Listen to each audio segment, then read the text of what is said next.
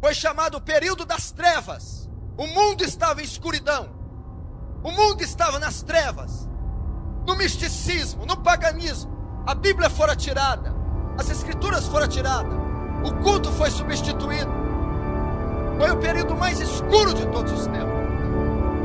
Agora eu quero dizer para você, hoje, nós estamos vivendo períodos tão escuros que fazem aquele período do século XV ser meio-dia.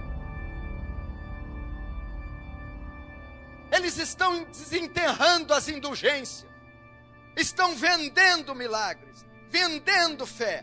A Bíblia foi substituída por distorções, substituída por heresias, blasfêmias em nome de Deus. Nós temos 50 milhões de evangélicos no Brasil, e o Brasil nunca foi tão corrupto, nunca bebeu tanta iniquidade como ele bebe. Você está sentado aí e tem centenas, dezenas, milhares de igrejas em toda a nação brasileira, tendo culto exatamente essa hora, e a maioria deles estão adorando outro Deus. Não é o Deus das Escrituras, não é o Deus Yahvé, não é o seu Filho Jesus. Eles estão adorando o ventre, eles estão adorando Dagon, eles estão adorando Mamon, eles estão adorando Baal, mas eles não estão adorando Yahvé.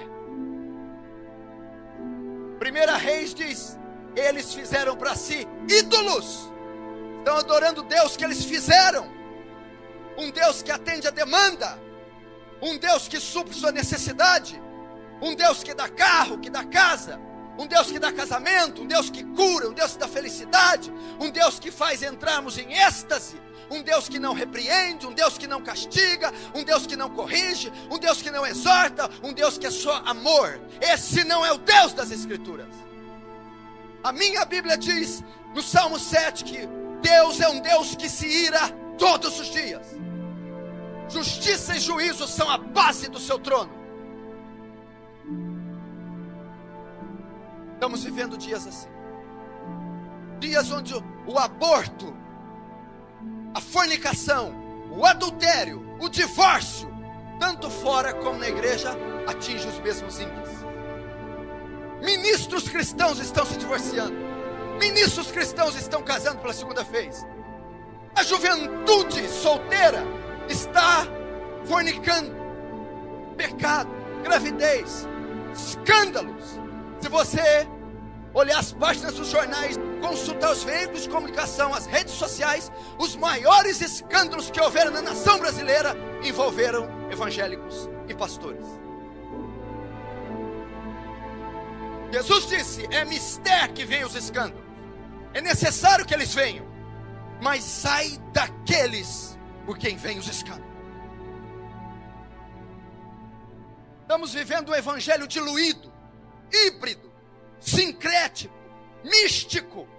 Não é o evangelho da graça, não é o evangelho dos apóstolos, não era o evangelho de Lutero, não era o evangelho dos reformadores, não é o evangelho de Pedro.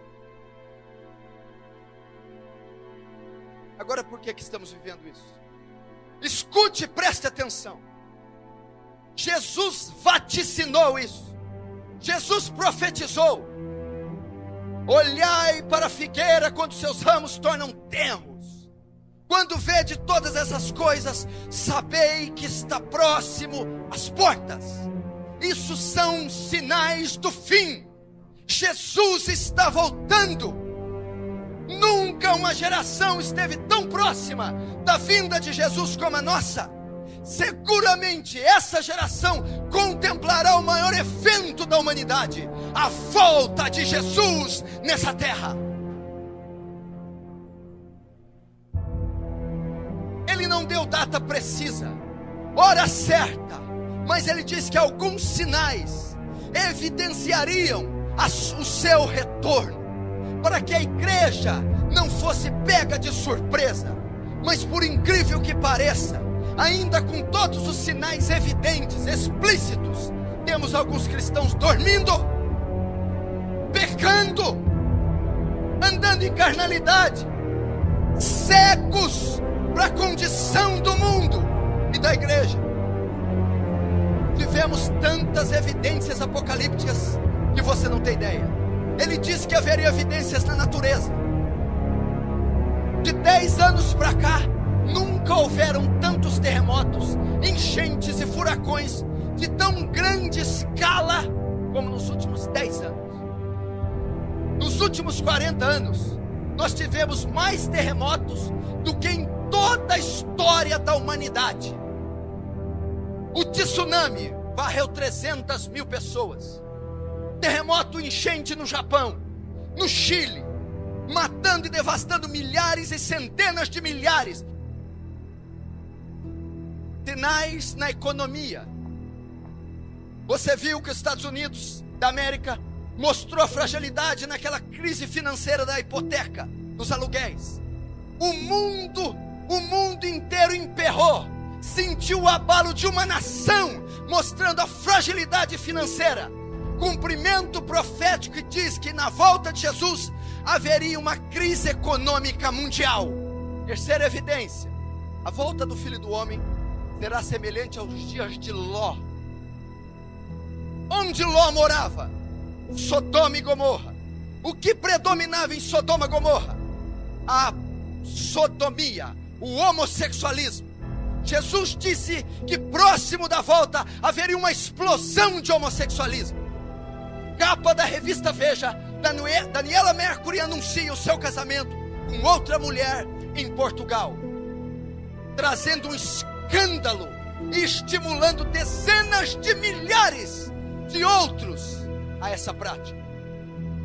Cumprimento profético: haveria uma explosão de homossexuais, lésbicas, a sociedade aprovando kit gay. Quarto, a volta do Filho do Homem será semelhante aos dias de Noé. Comiam e bebiam, compravam e vendiam, casavam-se e davam-se em casamento. O povo ia estar preocupado com os deleites, financiamento do carro, shopping, computador, o cabelo, a casa, a comida, o jantar, a família. Haveria uma indiferença entre o povo. E saber de Apocalipse, de Jesus, de Evangelho, de vida eterna. Haveria uma indiferença, uma frieza. Por se multiplicar a iniquidade, o amor de muitos se esfriaria. Uma inafetividade coletiva. O homem hoje é frio, o homem hoje é indiferente, o homem hoje é vaidoso, o homem hoje é avarento. Isso está dentro da igreja. Pessoas estão comendo e bebendo, comprando e vendendo. Estão frias. O pai não ama mais o filho. O filho não ama mais o pai. A mãe não se importa com a filha. A esposa não ama o marido. Pessoas frias convivendo dentro de um lar. Não há oração dominical. Não há oração nas refeições. Não há beijo. Não há abraço. Não há calor. Não há carinho. Lares divididos. Completamente frios. Marca do fim. Você já viu hoje quantas pessoas se divorciam, casam pela segunda vez? Se explodiu no mundo. Agora o curioso é que está acontecendo dentro da igreja, onde Jesus repudia o divórcio. Malaquias capítulo 2, eu, Senhor, repudio o divórcio. Jesus, citando Gênesis, diz: o que uniu Deus, o homem não separa.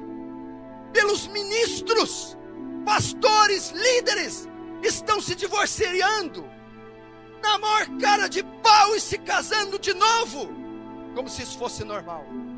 Marca do fim. Quer ver outra? Não será assim a volta de Jesus. Paulo em Tessalonicenses: não será assim antes que venha a apostasia e se manifeste o homem do pecado. Essas duas coisas são as principais para Jesus voltar. Uma das grandes marcas que Jesus está voltando é a ascensão de um governo único, mundial, de uma moeda única e de um governante único, o anticristo. Satanás vai levantar um governo poderoso, vai promover uma moeda única, o 666. E vai levantar um ditador, vai levantar um déspota, vai levantar o profeta do diabo para governar esse mundo. 2013, Roma, Vaticano, um dos cardeais de Ratzinger, Turkson, ele diz: só há um jeito de resolver a crise mundial. Vocês precisam criar um sistema monetário único, precisam criar um governo mundial, e precisa ter uma personalidade para governar o mundo: o anticristo. Eu não estou dizendo de Bíblia, profecia, visão que o irmão teve, notícia que saiu de Roma. Estão preparando o caminho. Seguramente esse homem pode já estar vivo, pode ter seus 40 anos. Jesus está voltando. Acorda, igreja. Estão aí as profecias evidenciando. Olha a natureza, olha a economia, olha as famílias. Quinto, a apostasia da igreja. Paulo a Timóteo diz que há de ser que nos últimos dias muitos apostatarão da fé, dando ouvido a espíritos enganadores e doutrinas de demônios. A igreja tem se apostatado, tem ensinado heresias. Veja o que está acontecendo com o louvor, veja o festival, o troféu Promessas, veja o que está acontecendo com a teologia da prosperidade, veja essa bruxaria que está sendo feita em nome de Jesus, veja os escândalos, veja a lavagem de dinheiro, o tráfico de arma, veja os adultérios, os escândalos envolvendo o nome de Jesus. Apostasia. Você tem hoje um culto antropocêntrico, um louvor antropocêntrico. O homem é o centro, ao invés de ser teocêntrico, cristocêntrico. Veja as melodias, as letras dessas músicas de hoje. Para mim, em mim, meu, para mim. Louvor consiste em dizer quem Deus é e o que Deus faz. O louvor de hoje, ele atinge o ego do homem. Culto antropocêntrico, campanha para satisfazer a vontade do homem. Eles não perguntam mais o que é certo, perguntam: dá certo? Cultos, campanhas da casa, do carro, do marido, da cura, das 7 semanas, da corrente, dos 7 jejuns, para desamarrar, desatar, prosperar, abrir portas. Ao invés de ser um culto em louvor e adoração a Deus, vamos jejuar para a glória de Deus, vamos entrar em vigília para as almas serem salvas, vamos nos ajuntar para oferecer nossos corpos como sacrifício vivo, santo e agradável a Deus. O culto é em honra de Deus, o culto é para a glória de Deus, o louvor é para a glória de Deus. Mas elas estão se apostatando.